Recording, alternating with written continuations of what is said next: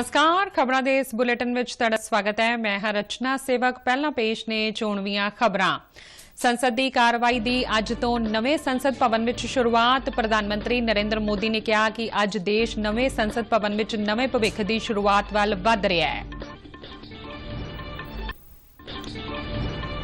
औरतां दे सशक्तिकरण बारे महिला शक्ति वंदन बिल लोक सभा विच पेश। प्रधानमंत्री मोदी ने बिल नूं सर्बसम्मति नाल पास करन दी मैंबरां नूं कीती अपील।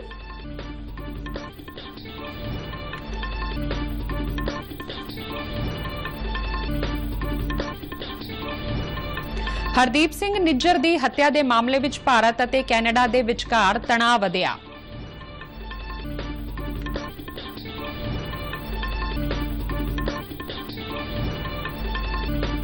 पंजाब के किसानां ते खेती नाल जुड़े उद्यमियां दा खेतीबाड़ी बुनियादी ढांचा फंड स्कीम वाल निरंतर वध रहा है रुझान।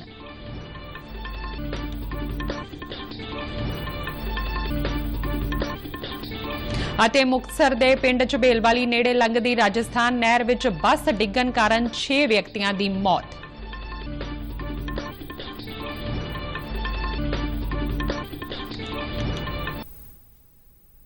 ਤੇ ਹੁਣ ਖਬਰਾਂ ਵਿਸਥਾਰ ਨਾਲ। ਅੱਜ संसद की कार्रवाई नवे संसद भवन में शुरू हुई। सारे दलों के संसदी मैंबरों ने कल पुराने संसद भवन को विदाई दी। नवे संसद भवन में संसद की पहली कार्रवाई शुरू करने तो पहला अज सारे संसदी मैंबर पुराने संसद भवन के वेहड़े में ग्रुप फोटो लिए इकट्ठे हुए। नवे भवन में संसद की कार्रवाई शुरू होने ते लोक सभा में प्रधानमंत्री ने अपने संबोधन में कहा कि अज देश नवे संसद भवन में नवे भविख की शुरुआत वाल वध रहा है। उन्होंने कहा कि नवे संसद भवन में जदों असीं आज़ादी की वरे गंढ मनावांगे तो विकसित भारत की स्वर्ण शताब्दी होगी। राज्यसभा से देश की जनता की अनेक ऊंची अपेक्षाएं हैं, सर्वोत्तम अपेक्षाएं हैं और इसलिए माननीय सदस्यों के बीच गंभीर विषयों की चर्चा और उसे सुनना ये भी एक बहुत बड़ा सुखद अवसर होता है।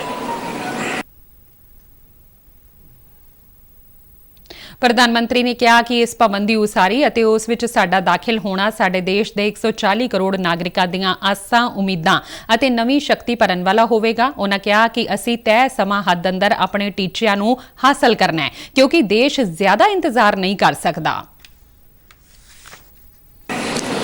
नया संसद भवन एक सिर्फ नई बिल्डिंग नहीं है, लेकिन ये एक नई शुरुआत का प्रतीक भी है और अमृत काल की शुरुआत में ही इस भवन का निर्माण होना और इस भवन में हम सबका प्रवेश होना ये अपने आप में हमारे देश के 140 करोड़ नागरिकों की जो आशा आकांक्षा है उसमें एक नई ऊर्जा भरने वाला बनेगा, नई आशा और नया विश्वास पैदा करने वाला।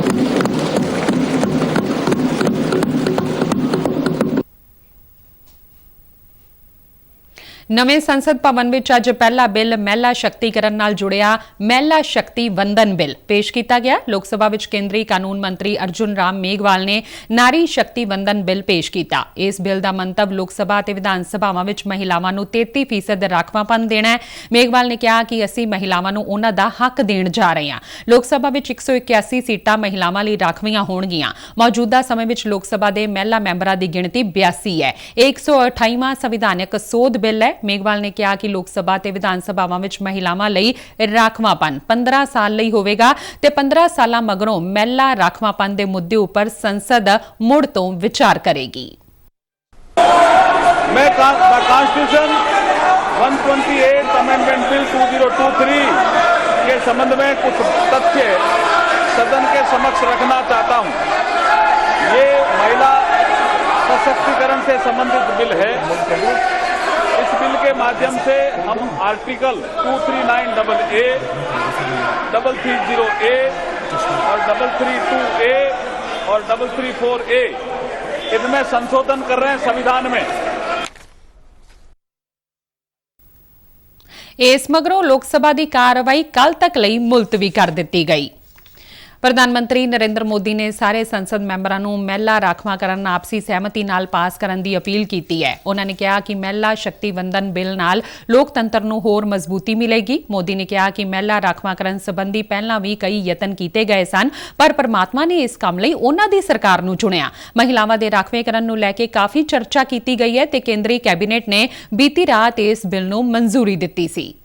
देने का, महिलाओं की शक्ति का उपयोग करने का वो काम शायद ईश्वर ने ऐसे कई पवित्र काम के लिए मुझे चुना है। एक बार फिर हमारी सरकार ने इस दिशा में कदम बढ़ाया है।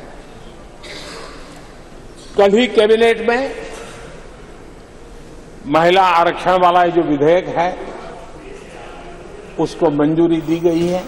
19 सितंबर की ये तारीख इसीलिए इतिहास में अमरत्व को प्राप्त करने जा रही है।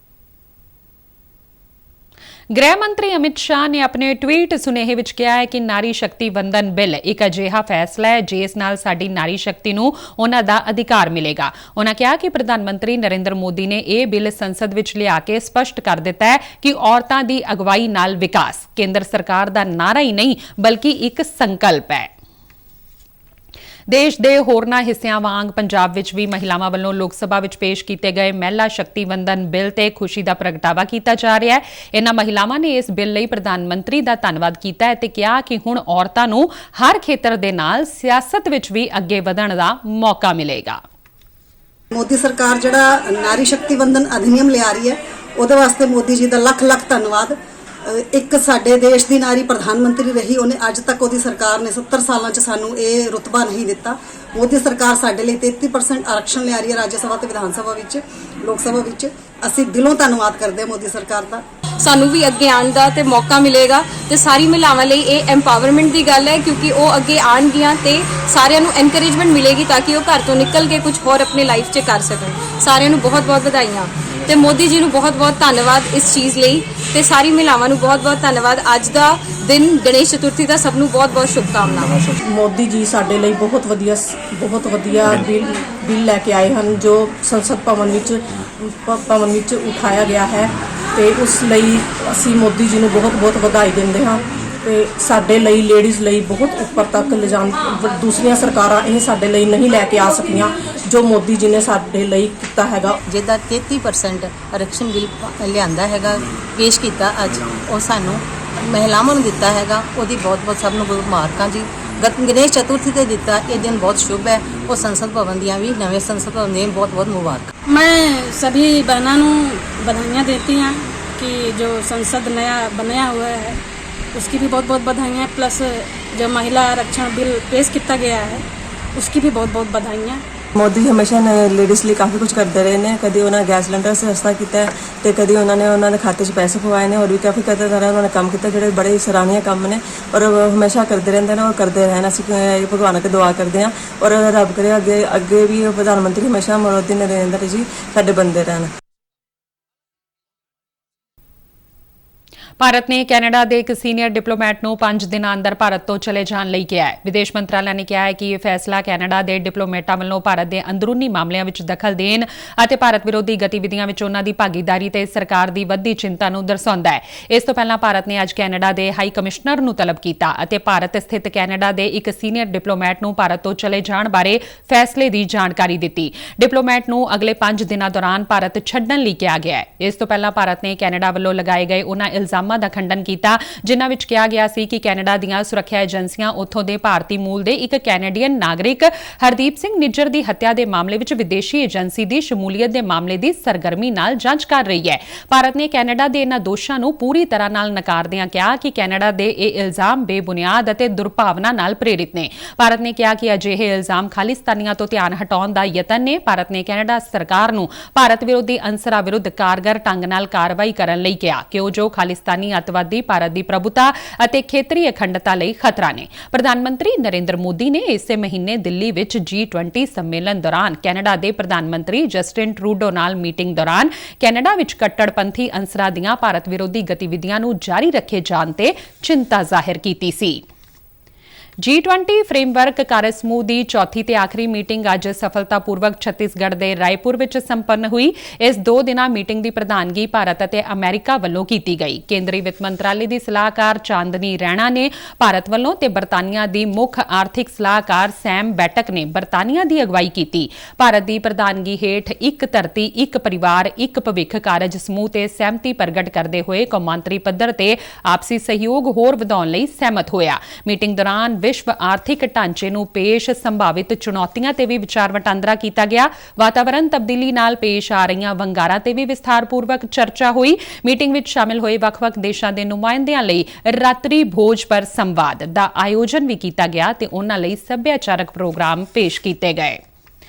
ਪ੍ਰਧਾਨ ਮੰਤਰੀ ਨਰਿੰਦਰ ਮੋਦੀ 24 ਸਤੰਬਰ ਨੂੰ ਸਵੇਰੇ 11 ਵਜੇ ਆਕਾਸ਼ਵਾਣੀ ਤੇ ਮਨ ਕੀ ਬਾਤ ਪ੍ਰੋਗਰਾਮ ਵਿੱਚ ਦੇਸ਼-ਵਿਦੇਸ਼ ਦੇ ਲੋਕਾਂ ਨਾਲ ਆਪਣੇ ਵਿਚਾਰ ਸਾਂਝੇ ਕਰਨਗੇ। ਇਹ ਪ੍ਰੋਗਰਾਮ ਆਕਾਸ਼ਵਾਣੀ ਅਤੇ ਦੂਰਦਰਸ਼ਨ ਤੋਂ ਸਿੱਧਾ ਪ੍ਰਸਾਰਿਤ ਕੀਤਾ ਜਾਂਦਾ ਹੈ।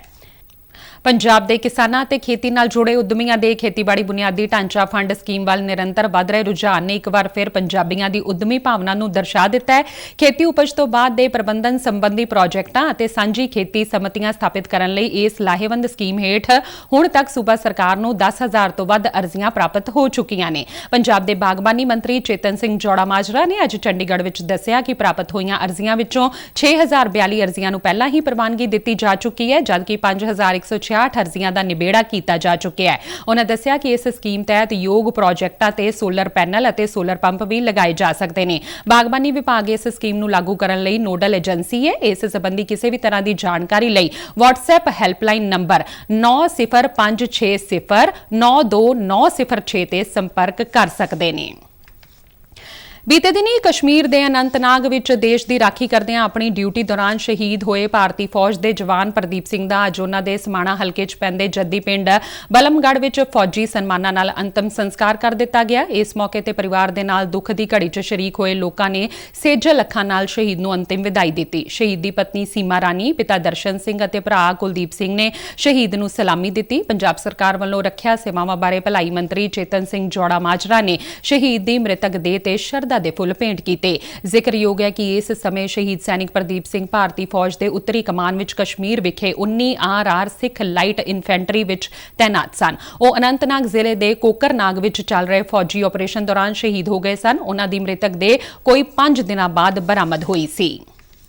ਪੰਜਾਬ ਦੇ ਮੁੱਖ ਮੰਤਰੀ ਭਗਵੰਤ ਸਿੰਘ ਮਾਨ ਨੇ ਅਨੰਤਨਾਗ ਵਿੱਚ ਹਾਲ ਹੀ ਵਿੱਚ ਹੋਏ ਅੱਤਵਾਦੀ ਹਮਲੇ ਦੌਰਾਨ ਸੂਬੇ ਨਾਲ ਸੰਬੰਧਿਤ ਭਾਰਤੀ ਫੌਜ ਦੇ ਇੱਕ ਹੋਰ ਜਵਾਨ ਦੀ ਸ਼ਹਾਦਤ ਉੱਪਰ ਦੁੱਖ ਦਾ ਪ੍ਰਗਟਾਵਾ ਕੀਤਾ ਹੈ। ਚੰਡੀਗੜ੍ਹ ਤੋਂ ਜਾਰੀ ਬਿਆਨ ਵਿੱਚ ਮੁੱਖ ਮੰਤਰੀ ਨੇ ਕਿਹਾ ਕਿ ਸਮਾਣੇ ਨਾਲ ਸੰਬੰਧਿਤ ਫੌਜ ਦਾ ਇਹ ਜਵਾਨ ਪ੍ਰਦੀਪ ਸਿੰਘ ਅੱਤਵਾਦੀ ਹਮਲੇ ਤੋਂ ਬਾਅਦ ਲਾਪਤਾ ਸੀ। ਉਹਨਾਂ ਨੇ ਸ਼ਹੀਦ ਪ੍ਰਦੀਪ ਸਿੰਘ ਦੇ ਪਰਿਵਾਰ ਨਾਲ ਹਮਦਰਦੀ ਜ਼ਾਹਿਰ ਕਰਦਿਆਂ ਕਿਹਾ ਕਿ ਇਸ ਦੁੱਖ ਦੀ ਘੜੀ ਸੂਬਾ ਸਰਕਾਰ ਪੀੜਿਤ ਪਰਿਵਾਰ ਨਾਲ ਖੜੀ ਹੈ। ਕੋਟਕਪੂਰਾ ਰੋਡ ਦੇ ਪਿੰਡ ਝਬੇਲ ਵਾਲੀ ਨੇੜਿਓਂ ਲੰਘਦੀਆਂ ਜੁੜਵਾਂ ਨਹਿਰਾਂ ਤੋਂ ਰਾਜਸਥਾਨ ਨਹਿਰ ਵਿੱਚ ਸਵਾਰੀਆਂ ਨਾਲ ਭਰੀ ਨਿੱਜੀ ਕੰਪਨੀ ਦੀ ਬੱਸ ਡਿੱਗ ਗਈ, ਜਿਸ ਵਿੱਚ 6 ਲੋਕਾਂ ਦੀ ਮੌਤ ਹੋ ਗਈ ਹੈ ਤੇ 7 ਦੇ ਕਰੀਬ ਲੋਕ ਨਹਿਰ ਵਿੱਚ ਰੁੜ ਗਏ ਨੇ। ਹੁਣ ਤੱਕ 35 ਲੋਕਾਂ ਨੂੰ ਬਚਾਇਆ ਜਾ ਚੁੱਕਿਆ ਤੇ ਜ਼ਖਮੀਆਂ ਨੂੰ ਹਸਪਤਾਲ ਦਾਖਲ ਕਰਵਾਇਆ ਗਿਆ ਹੈ। ਜ਼ਿਕਰਯੋਗ ਹੈ ਕਿ ਨਹਿਰ ਦੇ ਪੁਲ ਤੇ ਲੱਗੇ ਲੋਹੇ ਦੇ ਐਂਗਲਾਂ ਵਿੱਚ ਵੱਜਣ ਕਾਰਨ ਬੱਸ ਦਾ ਅੱਧਾ ਹਿੱਸਾ ਨਹਿਰ ਵਿੱਚ ਜਾ ਲਟਕਿਆ, ਜਦਕਿ ਅੱਧਾ ਹਿੱਸਾ ਬਾਹਰ ਪੁਲ ਉੱਪਰ ਹੀ ਰਹਿ ਗਿਆ। ਇਸ ਸੜਕ ਉੱਪਰ ਟੋਲ ਪਲਾਜ਼ਾ ਵੀ ਹੈ, ਪਰ ਉਹਨਾਂ ਵੱਲੋਂ ਹੁਣ ਤੱਕ ਨਹਿਰ ਦੇ ਨਵੇਂ ਪੁਲ ਦਾ ਨਿਰਮਾਣ ਨਹੀਂ ਕੀਤਾ ਗਿਆ, ਜਦਕਿ ਟੋਲ ਵਸੂਲਿਆ ਜਾ ਰਿਹਾ ਹੈ। ਇਹ ਗੱਲ ਵੀ ਜ਼ਿਕਰਯੋਗ ਹੈ ਕਿ 1992 ਵਿੱਚ ਪੰਜਾਬ ਰੋਡਵੇਜ਼ ਦੀ ਬੱਸ ਇਸੇ ਨਹਿਰ ਵਿੱਚ ਡਿੱਗੀ ਸੀ, ਜਿਸ ਵਿੱਚ ਬੱਚਿਆਂ ਸਮੇਤ ਕਰੀਬ 80 ਮੁਸਾਫਰਾਂ ਦੀ ਮੌਤ ਹੋ ਗਈ ਸੀ। ਮੇਰੀ ਮਾਟੀ ਮੇਰਾ ਦੇਸ਼ ਮੁਹਿੰਮ ਨਾਲ ਜੁੜ ਕੇ ਦੇਸ਼ ਦੇ ਲੋਕ ਸ਼ਹੀਦਾਂ ਨੂੰ ਸ਼ਰਧਾਂਜਲੀ ਦੇ ਰਹੇ ਨੇ ਅਤੇ ਰਾਸ਼ਟਰੀ ਏਕਤਾ ਤੇ ਭਾਈਚਾਰੇ ਨੂੰ ਵੀ ਮਜ਼ਬੂਤ ਕਰ ਰਹੇ ਨੇ। ਇਸੇ ਸਬੰਧ ਵਿੱਚ ਨਹਿਰੂ ਯੁਵਾ ਕੇਂਦਰ ਸੰਗਠਨ ਸੰਗਰੂਰ ਵੱਲੋਂ ਮੇਰੀ ਮਾਟੀ ਮੇਰਾ ਦੇਸ਼ ਬਾਰੇ ਪ੍ਰੋਗਰਾਮ ਆਯੋਜਿਤ ਕੀਤੇ ਜਾ ਰਹੇ ਨੇ। ਕੇਂਦਰ ਵੱਲੋਂ ਸਾਰੇ ਪਿੰਡਾਂ ਵਿੱਚ ਘਰ-ਘਰ ਕਲਸ਼ ਯਾਤਰਾ ਦੇ ਮਾਧਿਅਮ ਰਾਹੀਂ ਚੌਲ ਅਤੇ ਮਿੱਟੀ ਨੂੰ ਇਕੱਠਾ ਕੀਤਾ ਜਾ ਰਿਹਾ ਹੈ।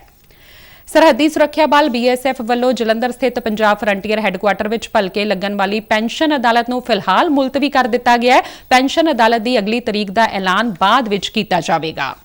ਖਬਰਾਂ ਦੇ ਬੁਲੇਟਿਨ ਸਾਡੇ ਦਰਸ਼ਕ RNUDDK ਜਲੰਧਰ ਦੇ YouTube ਚੈਨਲ, Facebook ਪੇਜ ਅਤੇ Twitter ਹੈਂਡਲ ਤੇ ਵੀ ਦੇਖ ਸਕਦੇ ਨੇ। ਬੁਲੇਟਿਨ ਦੇ ਅਖੀਰ ਵਿੱਚ ਚੋਣਵੀਆਂ ਖਬਰਾਂ ਇੱਕ ਵਾਰ ਫੇਰ ਤੋਂ। ਸੰਸਦ ਦੀ ਕਾਰਵਾਈ ਦੀ ਅੱਜ ਤੋਂ ਨਵੇਂ ਸੰਸਦ ਭਵਨ ਵਿੱਚ ਸ਼ੁਰੂਆਤ। ਪ੍ਰਧਾਨ ਮੰਤਰੀ ਨਰਿੰਦਰ ਮੋਦੀ ਨੇ ਕਿਹਾ ਕਿ ਅੱਜ ਦੇਸ਼ ਨਵੇਂ ਸੰਸਦ ਭਵਨ ਵਿੱਚ ਨਵੇਂ ਭਵਿੱਖ ਦੀ ਸ਼ੁਰੂਆਤ ਵੱਲ ਵਧ ਰਿਹਾ ਹੈ। ਔਰਤਾਂ ਦੇ ਸਸ਼ਕਤੀਕਰਨ ਬਾਰੇ ਮਹਿਲਾ ਸ਼ਕਤੀ ਵੰਦਨ ਬਿੱਲ ਲੋਕ ਸਭਾ ਵਿੱਚ ਪੇਸ਼। ਪ੍ਰਧਾਨ ਮੰਤਰੀ ਮੋਦੀ ਨੇ ਬਿੱਲ ਨੂੰ ਸਰਬਸੰਮਤੀ ਨਾਲ ਪਾਸ ਕਰਨ ਦੀ ਮੈਂਬਰਾਂ ਨੂੰ ਕੀਤੀ ਅਪੀਲ। ਹਰਦੀਪ ਸਿੰਘ ਨਿੱਜਰ ਦੀ ਹੱਤਿਆ ਦੇ ਮਾਮਲੇ ਵਿੱਚ ਭਾਰਤ ਅਤੇ ਕੈਨੇਡਾ ਦੇ ਵਿਚਕਾਰ ਤਣਾਅ ਵਧਿਆ। ਪੰਜਾਬ ਦੇ ਕਿਸਾਨਾਂ ਅਤੇ ਖੇਤੀ ਨਾਲ ਜੁੜੇ ਉਦਮੀਆਂ ਦਾ ਖੇਤੀਬਾੜੀ ਬੁਨਿਆਦੀ ਢਾਂਚਾ ਫੰਡ ਸਕੀਮ ਵੱਲ ਨਿਰੰਤਰ ਵਧ ਰਿਹਾ ਰੁਝਾਨ। ਅਤੇ ਮੁਕਤਸਰ ਦੇ ਪਿੰਡ ਝਬੇਲ ਵਾਲੀ ਨੇੜੇ ਲੰਘਦੀ ਰਾਜਸਥਾਨ ਨਹਿਰ ਵਿੱਚ ਬੱਸ ਡਿੱਗਣ ਕਾਰਨ 6 ਵਿਅਕਤੀਆਂ ਦੀ ਮੌਤ। ਤੇ ਇਸ ਦੇ ਨਾਲ ਹੀ ਖਬਰਾਂ ਦਾ ਇਹ ਬੁਲੇਟਿਨ ਖਤਮ ਹੁੰਦਾ ਹੈ। ਇਜਾਜ਼ਤ ਦਿਓ, ਨਮਸਕਾਰ।